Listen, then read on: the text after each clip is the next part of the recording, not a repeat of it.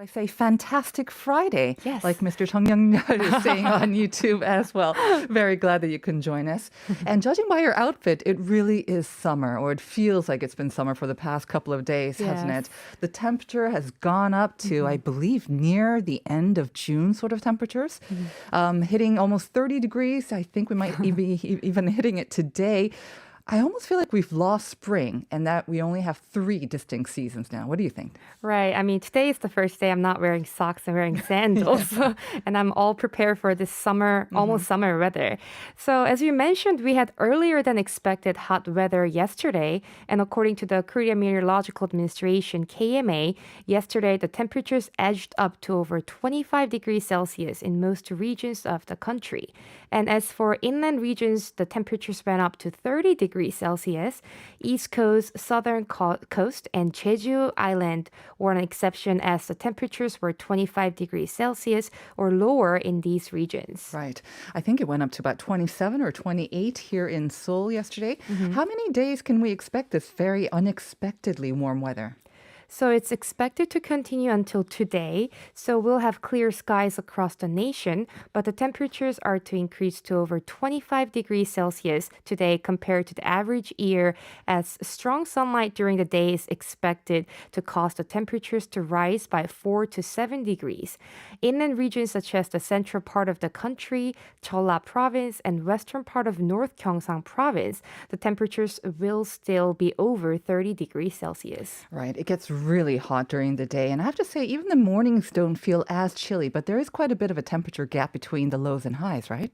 Right. Unfortunately, the answer is yes. So people should probably bring some cardigans for the nighttime.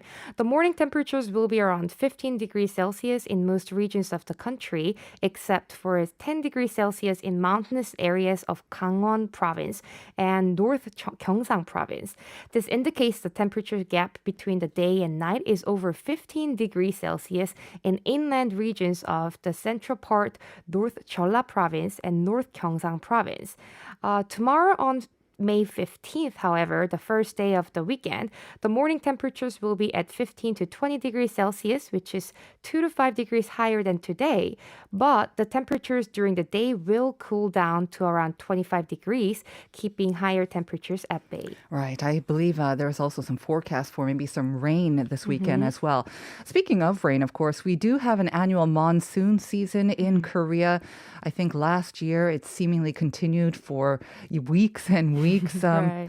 And it has been quite difficult to predict the weather. The KMA, unfortunately, has been off the mark for 3 consecutive years regarding like the annual monsoon season.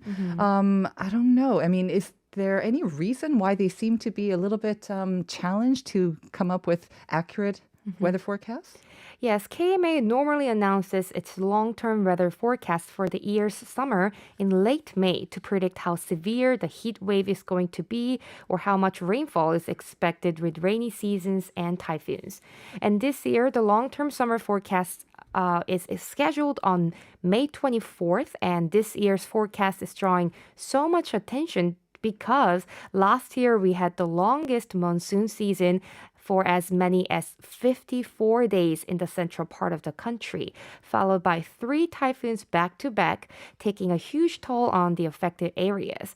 This is because midterm and long-term weather forecasts are far less accurate than short-term forecasts. Right. Not to disparage the KMA, they are doing a great job, of course. It's just much more difficult to make those long-term forecasts, Right. especially given the weird weather patterns that we're seeing.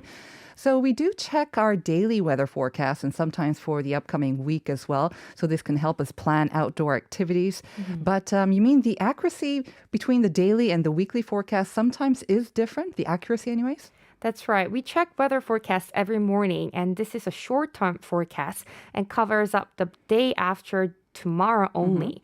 But if you like to check the weather forecast for the following week, from this point you need to check midterm forecasts, which tell you how the weather is going to be in 3 to 10 days from a particular day. And long-term weather forecasts are known to be half accurate. And this is because air does not stay in one place and it constantly changes from the point that the weather forecast is made, increasing uncertainty as a result.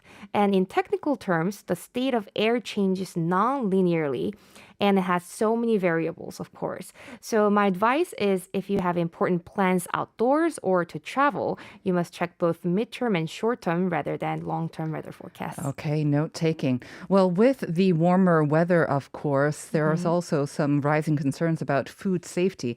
And I had not known about this, but May 14th, which is today, is Rose Day. So for those of you in relationship, apparently this is the day when people exchange roses or bouquet of roses as a token of love. You're smiling. You've received your roses today? No, not yet. Couples Day is coming up next week as well, though. Yeah. But another important day today, May 14th, also marks Food Safety Day. Perhaps not so romantic, but nevertheless very important, right? Right. May 14th today, Food Safety Day was designated by the Ministry of Food and Drug Safety in 2002. First, to help consumers make a wise decision by providing them with accurate information on everyday food products. And second, boost safety workers' awareness on safety. So the week before and after today, May 14th, Food Safety Day have been marked as weeks of food safety to hold various events. Okay, we're still in the midst of the COVID-19 pandemic, of course. So how are these various events going to be held? Those large gatherings are still banned, right? Exactly. Before the outbreak of the COVID-19, we used to have a commemorative ceremony and food safety fair in Gwanghwamun Square. But this year, due to social distancing and COVID-19 disinfection measures, the food safety fair will not be held this time, but a small-scale commemorative ceremony will be held today in the presence of a very few people who have contributed to the development of the food industry and safety. And some distribution businesses are going to offer some special discounts. Is this Food Safety Day something that we observe here in Korea only? So surprisingly, the United Nations designated June 7th as World Food Safety 2 years ago, and except for the UN, no other country has designated Food Safety Day as we do in Korea. But since the UN has rolled up their sleeves in highlighting the importance of the food safety, I believe this Food Safety Day will gain greater support and spotlight over time. All right. Well, speaking of food, it's going to lead us nicely to our last item. An interesting food festival is underway on some online live commerce sites. Yes. Do you like bakguksu and 닭갈비? Yes, and yes, absolutely. Doesn't interest- everyone? Yeah, this is interesting because just yesterday I was talking with my coworkers about where you're going to go next week for the Buddha's birthday because it's holiday. Right. And a lot of them said, oh, maybe Chuncheon just to Yeah. eat great bakguksu and what is it? 닭갈비. 닭갈비, yes. I have done that Yes. just for the food, yeah. So bakguksu, which is buckwheat noodle, and 닭갈비, the chicken barbecue festival of Chuncheon City, Gangwon Province, is very popular on YouTube. Right. It used to be very popular off-site as well, of course, or offline. Tell us more about this online festival and how popular it actually is. So according to the organizing committee of Chuncheon Bakguksu and 닭갈비 Festival, the festival is so popular that chicken barbecue servings for 250 people were sold out on its YouTube TV live camera session in just 5 minutes after it ran on air.